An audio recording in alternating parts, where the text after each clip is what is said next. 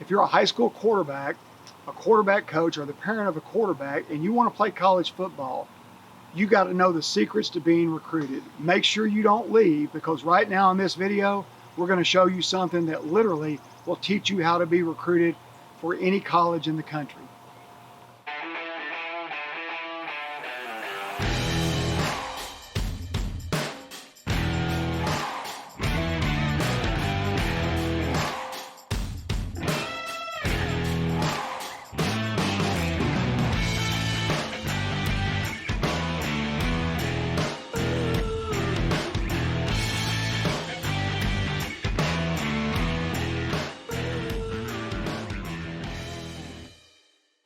Hey everybody, this is Coach Tony Franklin, and for the last 40 years, I'm proud of the fact that I've been a football coach in high school, middle school, and in college. I've been a part of coaching some of the top offenses in the history of college football, as well as coaching 9 quarterbacks that have went on to be players of the year, including the #1 pick in the NFL draft, Jared Goff. I've also done something in the last 20 years to where that I have been able to take high school programs all across the United States and change their lives, change the coach's life, change the player's life by making them the best that they can be as well. But here recently, we've introduced something called TF365, and from all the client feedback that we have, it's by far the best thing that we have ever done. And I'm happy to present this to you, Coach TF365. Guys, for the first time ever, I'm going to give you 3 numbers that you need to remember. July the 4th, 2021. That's a date you need to write down right now. Before then, you need to sign up with CoachTF.com and become a Coach TF365 client. Because if you do, the second number to remember, you get a $1,000 discount and you get 30 email members for the first time ever. That means your middle school, little league, high school staff, booster club president, etc., can all join and be a part of this. So those are the 3 numbers that you need to remember. What do you get with a summer install? Here's what I'm going to do for you. I am putting your offense together. All the practice schedules for the summer, all the practice schedules for the fall. I'm even going to put together your game plan. I'm going to have your game plan scripts done. I would give anything if somebody had done this for me as a coach, but I'm going to do it all for you. So make sure by July the 4th, 2021, take advantage of this $1,000 discount and join CoachTF.com. So now on to Coach TF365's micro training on the 15 secrets that it takes to be recruited as a college quarterback. So today, if you're a high school quarterback, a middle school quarterback, if you are a parent of a quarterback, and most importantly, if you're a high school football coach, middle school coach, and you're trying to make sure that you do the best for your quarterbacks to help them to be recruited, I'm going to give you some lessons today that are going to assure that you've done everything in your power to help your athlete to be recorded, whether it's a Division I, Division II, Division III, NAIA, whatever level of football that they can play. I'm going to give you the things that you have to do to make sure that you keep your eye on the prize. And I'm basically going to talk about the skill set that's required to become a college quarterback. So the quarterbacks are going to be featured in this drill or in this video that I'm going to show you guys today. They're all guys that I've coached. I've coached them, most of them I've coached them during the season. I've trained them in the off season. I've prepared them through all the drill works that we do, and I've gotten them ready for the season, and I've coached them. There's 1 or 2 that I trained as a consultant back before I got back into college coaching, but all these guys have been personally trained by me over a period of time, and most of them were trained by me for more than 1 or 2 seasons. Some were trained for me as many as 3 seasons and 4 seasons as a quarterback. And so the one thing I've been really good at in my life is helping guys to become the best that they can be. And then the other thing is that I've identified those guys as a college coach and said, okay, I want to go recruit this guy because he has this specific skill set, and I know that I can take that skill set and I can make him a really good player. So it's important that you listen closely, because almost all of you will have one of these skill sets in order to be recruited as a college football player. I've had 9 college, high school, or pro players that have been player of the year. I've had 1 that was the first pick in the NFL draft. I've had 10 that were all conference on their college team, all American Arena, or all state in high school. I've had so many NCAA records, I can't count them all in the same for state high school records and conference records and school records. I've had quarterbacks that were all conference that were 5'9", and I've had them that were 6'4". I've had them that could run as fast as 4.4, as slow as 5.3. I've had guys that could only throw a football 40 to 50 yards, and I've had other guys that could throw a ball 60 to 70 yards. I've had GPAs as low as 2.3 to as high as 4.0. So basically, the skill set or the physical set that you need, most of you that watch this video, most of you that coach this video will have had one of these skill sets. We'll start with the first one, which is the one that most of you know the most, and that's Jared Goff.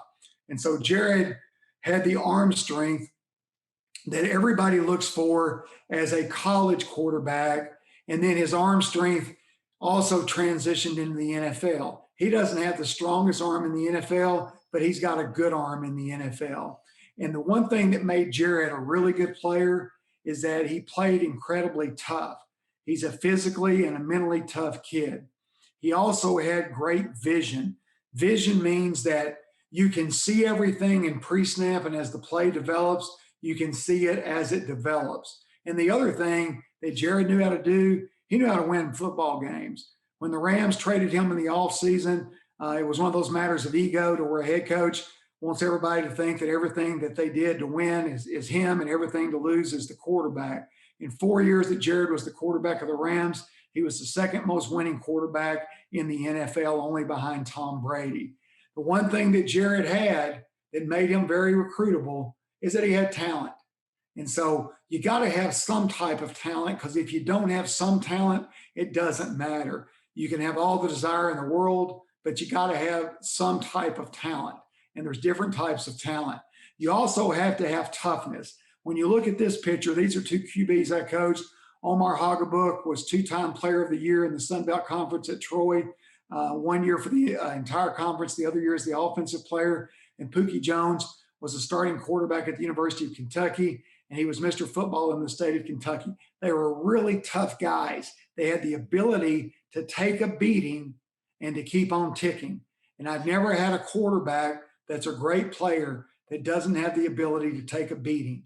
You're going to take a beating if you're a great quarterback, and you got to sit in there and wait for guys to get open. If you don't have a great arm and you're not the most accurate guy, you got to have speed. Omar ran a 4.4. He was 225 pounds, but he also was a really good thrower. He just was a dual threat. He just happened to be probably 10 years before the NFL decided that they could take players like Omar and make him an NFL quarterback. If Omar was playing today, he would be drafted and play in the NFL. But Omar had the ability to make plays in the pocket as a pure passer, but he could also get out of the pocket and make plays with his feet. You also have to have a guy that's willing to compete. Jared was a Pro Bowl quarterback, and I used to tell Jared when we were at Cal, every year I would say, hey, I just signed a kid. He's going to come in here and he's going to beat you out. He's better than you. And Jared would always look at me and he would say, good, I hope he is. All that's going to do is make me better. And so you can't be afraid of competition if you want to be the best. You want to have people come in that make you better, that push you to your boundaries, and then you're always looking for it some way or another that you're going to get yourself to the best that you can be. You've got to be a winner, and a winner is a lot of different things. You know, Terry Bradshaw is sometimes mentioned as the greatest quarterback in NFL history, and it's really not true. He won 5 Super Bowls, and that makes you great, but he did it by throwing more interceptions than he did touchdowns. He only completed barely over 50% of his passes, but he was a winner. What does that mean? That means he got lucky and he played with great defenses, and he figured out ways not to lose games at times. And you got to figure out ways to win. Colby Cameron was a phenomenal winner for us at Louisiana Tech. He had minimal arm talent. He had average running ability, but he had an incredible mind. He had the ability he was incredibly tough in the pocket, and he threw 444 balls in a row, which is an NCAA record to this day, without throwing and interception. It's a record that I don't believe will ever be broken. So that was his niche. We went through a run where we were averaging 56 points a game during the time that Kobe did this. And we ended up for the season averaging 52 points a game. A quarterback, I've never seen a great quarterback that looks at the rush. You've got to be able to see everything downfield. You got to be able to feel the rush without looking at the rush. So in other words, you go back and you drop, a defensive end beats a tackle, you never look at it. If you look at it, you can't see what's going on downfield. You have to feel it, and then you have to avoid it right at the last second. Any quarterback that looks at rushers as they come to him is probably not going to be a good quarterback. You've got to have the willingness to learn the techniques of great coaches. For me, my deal is that I'm very, very simple. I have a few basic things that I believe in, and I always tell people this. You can go out and hire you one of these $500 an hour quarterback gurus, and they can teach you all these fancy tricks, and you can go into the beach and drop, and it can look real cool, and you can put your videos out on YouTube and all that stuff. It doesn't mean anything. The thing that means is that you got to have some basic fundamentals, and then they got to be simple that translate into a game. That's why a lot of these guys that teach that stuff have never coached real football. They just coach quarterbacks against air. It's different when you're playing against other human beings, and coaching that is a different skill set. So you got to find somebody. In our case, I hope that you're trained by us, because if you're trained by us, you're trained by the best in the world. We are the best in the world at training quarterbacks. So hopefully your coach is a member of our program. If he's not, you need to get him to join immediately. We've got simple techniques as Dwight Dasher. Dwight was a 5'9" quarterback that was a player of the year guy, and Kobe Cameron was a 6'2" quarterback that was a player of the year guy. Quarterbacks make plays. Scheme and game planning are incredibly overrated. Good quarterbacks make plays when nothing works. Quarterback at the right, you see jumping over the top of people, is Asher O'Hara. He was a 5'11" quarterback that I had at Middle Tennessee the last 2 years that I was there. He never got the credit that he deserved. He's one of the best players that I ever coached. We just didn't have a very good team. We weren't a very good team during that time period. We struggled on defense to stop people. On offense, we didn't get the ball enough, and so we didn't win as many games as we should, so he didn't get the credit. But he was a great player because he kept plays alive. He had the ability to make plays when nothing else worked. There's a lot of quarterbacks that had that knack that they can keep a play alive. Patrick Mahomes is obviously the best in the NFL at keeping a play alive. A great quarterback can never be just a stat guy. I always loved Jared Bryant. I worked with Jared when he was at Hoover High School in Alabama when I was doing consulting. Jared ends up being the captain of the United States Navy football team. That's an amazing accomplishment. He flies an Osprey helicopter now. He's done rescue missions in Afghanistan. He has leadership in the Navy. He was a leader when he was at Hoover High. He was a leader at Navy. So you can never worry about your throwing stats or your running stats. The only stats that ever matter are winning football games, being a good team guy. Touchdown to interception ratio. I look at this huge as a college recruiter. It's got to be a minimal of 2-to-1.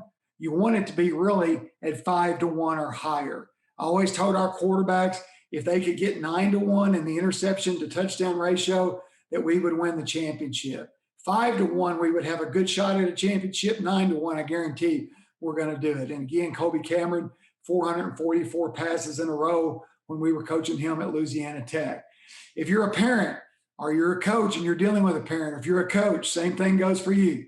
If you're a pain in the ass, a college coach will drop you. I got a story just the other day from a college coach that told me about a parent and a kid that was a pain in the ass.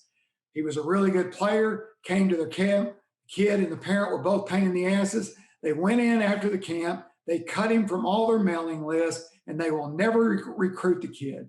So if you're a pain in the ass, and if you're a parent or you're a coach or you're a kid and you're a pain in the ass and you bitch and gripe and complain, then you're not going to be recruited by a lot of college coaches that are out there. So we'll drop you into the swamp if that's the case. If there's character issues, especially if you're on social media, if you're on Twitter, Facebook, etc., and you're putting up really dumb stuff, you're putting up sexual harassment stuff, you're putting up vulgarity, you're putting up things that show that you don't know what the law is, you're showing lack of leadership, then again, that will get you dropped from recruiting. So make sure that you're getting good advice on your social media. Just do what's right all the time. You got to be willing and able to succeed as a student. You got to follow the student athlete guidelines and make sure that you're NCAA qualified. Always go to the NCAA clearinghouse, and they have great guidelines on there. Make sure that your coaches and that your guidance counselors know exactly what the plan is to make sure that you're NCAA qualified. The sooner you know it, the better, so you're not your senior year trying to do things to get qualified as a player.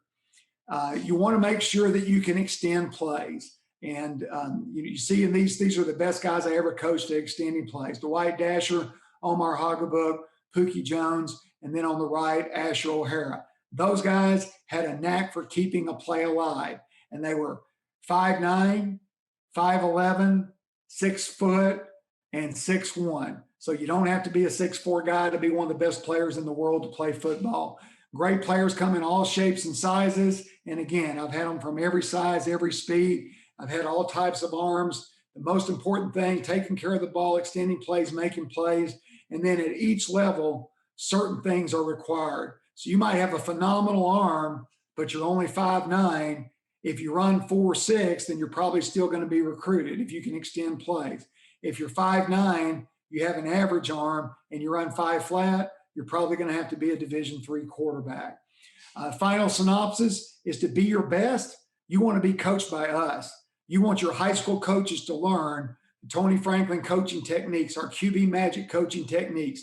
If you do, you'll be like these 9 or 10 guys that are in this video that are players of the year, that have broken records at every school that we've coached at. So make sure that your high school football coach is involved in our program. Make sure they learn QB Magic. Make sure they learn the Tony Franklin techniques for being trained as a Goff Manning technique quarterback. And if you do that, you're going to have a much better chance to reach all of your magic goals. That's it, everybody. Those are the life-changing, career-changing, career improvement points that we have for today. If you enjoyed this, please go visit CoachTF.com. Better than that, book a call with me today. Get on the phone and give me a call. Improve your life. And then the most important thing, never forget, do something good today for somebody who could never repay you as long as you live. If you do that, you'll have lived a great life. Guys, just one more thing before we go. I've got one of the most special announcements in the history of my working career and in my life. On June the 28th, the Coach Tony Franklin podcast is going to put out its first episode. And I've got a warning for all of you. This is going to be something that you're going to make sure that you want to put your big boy pants on before you listen. It's not your normal kiss-ass coaches show. And I can promise you this, you're never going to be bored again on your drive to work. You're never going to be bored again when you're working out. So make sure on June the 28th that you are ready to join us and to listen to the Coach Tony Franklin podcast.